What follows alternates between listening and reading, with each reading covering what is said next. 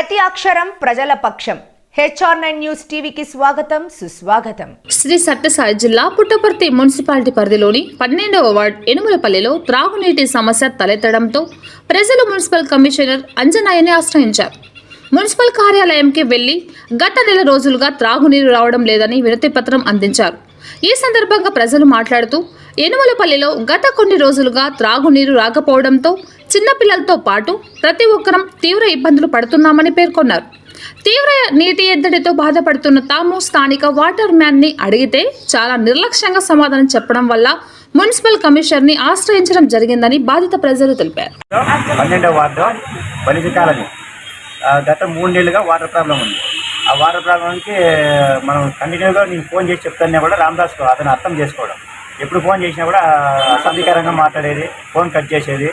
తర్వాత లేదా మీరు ఏమైనా చేసుకోండి, మీరు ఇష్టం వచ్చినట్టు చేసుకోండి అంటాడు. అతను మాకు నీళ్ళు రాలేదని ఇబ్బంది పెట్టిన రోజు కంటిన్యూగా వదిలే పక్కకే నీళ్ళు వదులుతాడు. మాకైతే కనీసం అంటే వారానికి ఒక రోజు కూడా నీళ్ళు రావు. మాకు ఏం నీళ్ళు రాలేదు, మాకు మేము ఏం పట్టుకొని తాగాలంటే ఉత్తరం పట్టుకొని తాగండి అనమాట ఆయన.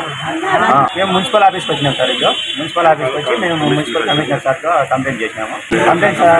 కంప్లైంట్ తీసుకున్నాడు, కంప్లైంట్ ఇచ్చినాము, కంప్లైంట్ తీసుకున్నాడు. ఇప్పుడు ఇది రెండోసారి ఇచ్చింది, తప్పకుండా చర్య తీసుకుంటామన్నారు. ఇంతకుముందు కూడా ఏఈ మేడంకి ఇచ్చినాము. ఏఈ మేడం కూడా